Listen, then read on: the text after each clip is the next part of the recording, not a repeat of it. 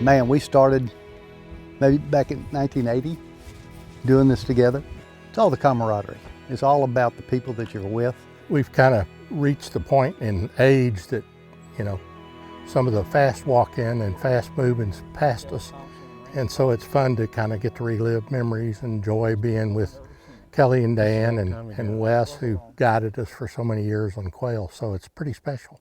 It's not about harvesting. I still have friends who count the number of birds they shoot, but I haven't in a long time. It's not the hunting and the killing, it's the finding and the fellowship.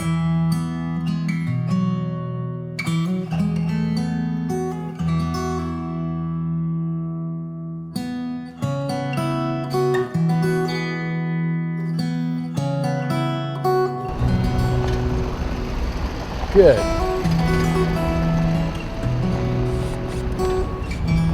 We still manage for quail, we manage for deer, we feed year-round.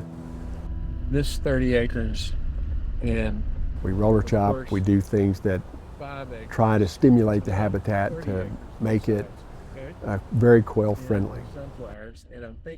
Some might call it a money pit that you try to manage, but to keep it in the condition that we'd like to keep it in, it takes a lot of work. And Jesse Castillas solves that riddle. That wildfire that y'all drove the dozer over this cattle guard has wrecked it up. I'm lucky that he wants to work with me. Very lucky. I hope he doesn't see this because he'll want to raise. Hey Jesse, what happened here? A bullfight. No, be serious now. A gate.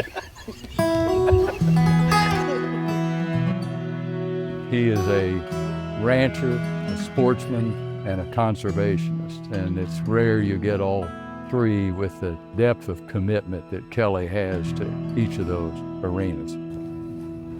Commissioner Duggins, Ralph Duggins, recruited me to join the Upland Game Bird Advisory Committee. I think in 2009 or 10, that was my first exposure to something public.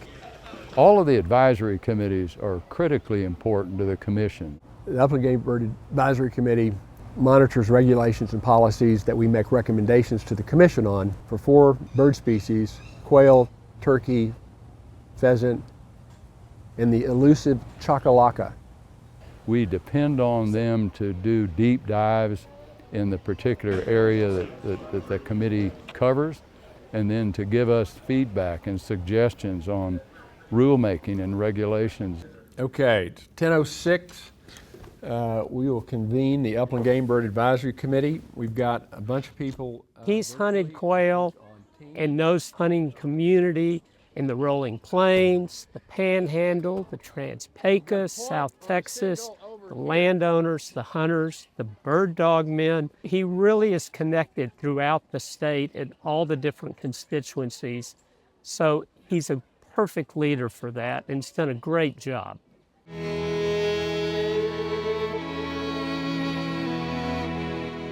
Kelly's involvement with the Parks and Wildlife Foundation came along about the time it was entering its 3rd decade.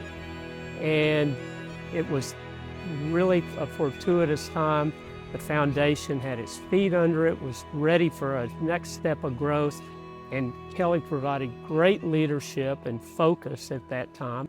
What a difference he made at the Parks and Wildlife Foundation, starting with bringing in Ann Brown, who's been just incredible with her fundraising.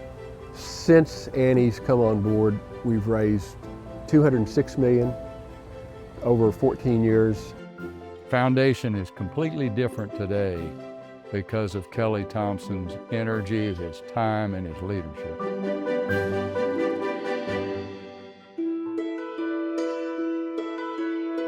Kelly has been really one of my most trusted advisors. He's been on the board for 15 years or so. He has this combination of a land steward, a financial wizard, and really a political strategist. But the vision that he brought in his leadership position has influenced all of Texas in reality, and not just for Texas Parks and Wildlife Department, but the carryover, all the conservation organizations that have been lifted up because of that philosophy of helping everyone do the right thing for conservation. And the Borderlands Research Institute is certainly one of those benefactors.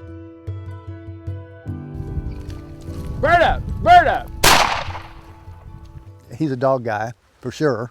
Well, they're pals, you know, and there is an incredible enjoyment when they look up at you and they like you and they are excited to be with you and then excited to go get out of the truck and go do what they do best, which is search for quail. He just doesn't. He treats his dogs like people. Get up front! Come on!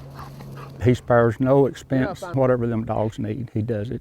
And Kelly may raise his voice and holler at them, but when they come in, he says, "Oh, come here, sweetie, come here, baby."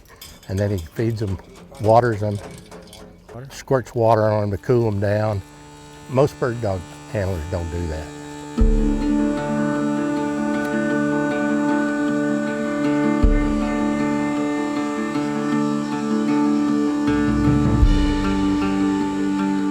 Kelly Thompson's the only person I know that keeps his bird dog kennel in his backyard in the middle of town. He's the mayor of Westover Hills, so he can get by with it. Well, I'm not even sure there are any other people that we know that are as fond of their pointer dogs as Kelly and I are. We have them in the house. I've had them in the bed, especially one that he gave me that we named Sweetie. And I'm sure that he pretended to be shocked that I had her in the bed, but he wasn't really.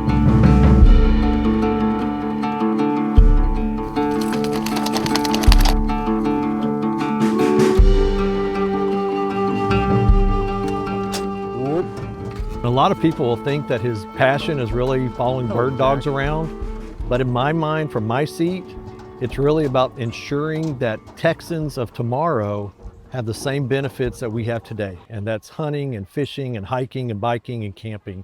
That's Kelly's legacy.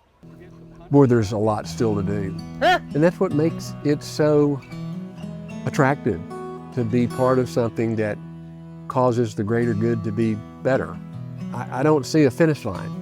Well, I know that he always doesn't want to be noticed, and he likes to do things behind the scenes, but he's the perfect one to be honored. I'm thrilled for him that he's being recognized for all these years of sometimes silent, sometimes not, but steadfast effort to make Texas and the Parks and Wildlife system better. He's very passionate about the outdoors. He's very passionate about passing it to new generations, to expose them and create a passion in younger people. And that's what Texas Wildlife Association Foundation is all about.